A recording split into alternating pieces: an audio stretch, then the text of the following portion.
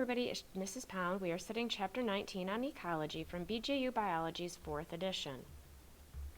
We're on Section 19b about the biosphere. And today we're going to take a look at subsection 19.4 on changes in the biosphere. Our objectives for this video are to distinguish between primary and secondary succession and contrast the differences between the beginning of succession and the climax stage of succession. So ecological succession is the predictable, gradual change of a biotic community over a period of time.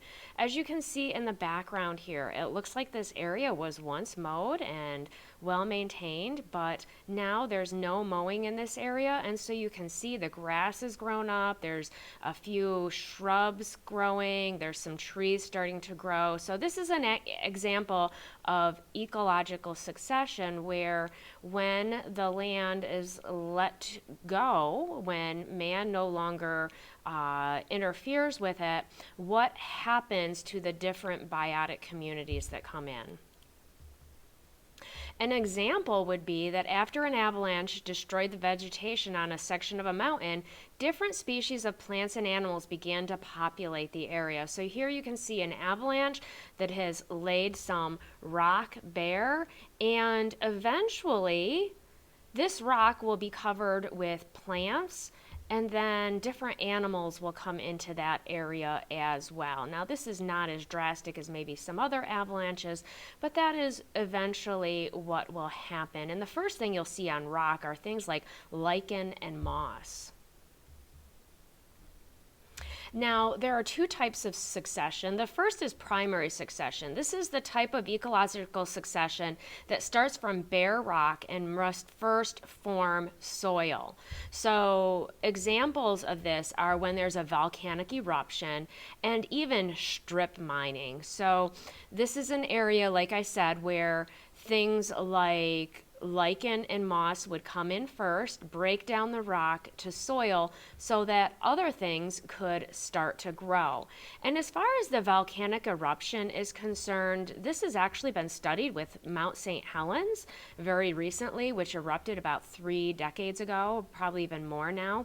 And what they noticed is, we're going to talk about certain stages of succession, but what they noticed on Mount St. Helens is that all the stages of succession almost seem to happen all at once. And so they're thinking that they need to study these steps a little bit more and study succession in different environments.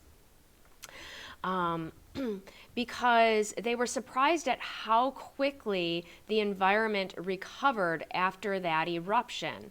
Also, we find that the environment recovers much more quickly after natural disasters like a volcanic eruption than it does after a human-caused disaster such as strip mining. Strip mining just strips everything away, and it takes much longer for the land to recover from activities like that. So this is still a field of study that they're looking into and discovering new things every day. Secondary succession is the type of ecological succession that starts at a point where soil and some plants are already present. This is the type of succession that you probably have seen in action and may be the most familiar with, even though you didn't know what it was or what to call it. This is the type of succession that happens when you have an unmowed lawn or a forest fire. And in our area, there are lots of pastures and farmland that has been left that is no longer being farmed and has just been left. And so you can drive around and find examples of succession all over the place around here. And you've probably noticed that when you leave a field and just let it go, that the first thing that happens is different weeds move in and smaller organisms move in. And then eventually, larger things like shrubs, multiflora rose is a big one that's an invasive species that is also part of this stage. Shrubs will move in, different shrubs, and be very thick, and it's hard to move around in. And so eventually those shrubs will shade out themselves so that they cannot grow, but different trees, especially conifers, will start to grow, and softwoods will start to grow in that area, and eventually, especially the aspen, and eventually they will grow up, and then hardwood deciduous type wood will grow, and trees, and different animals will be in these different communities as well. So each is a different community, and as you have more species coming in and different species, different animals and will also move in, and different organisms and different plants in the understory. So there is this gradual progression, and you start with a very few populations in the community, and then you get a very complex community growing up. And that community is called the climax community. When that happens. And so the final dominant forms of life in a natural succession are called the climax organisms. They make up the climax community, and it's called the climax stage. And this is a very stable community. There's going to be no more change unless something happens. Maybe a tornado goes through, maybe somebody decides to clear cut again, but this is very stable unless something like that happens, and succession will start all over again to get back to that climax community. So this is probably something that if you look around our area, you have noticed happening.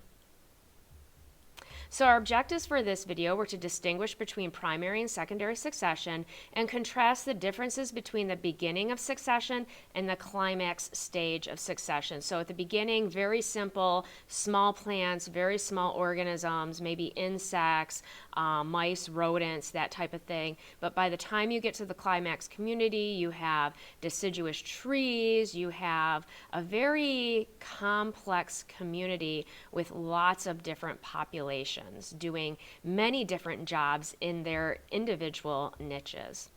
So don't forget your 5 questions, and keep watching this video to answer the questions at the end.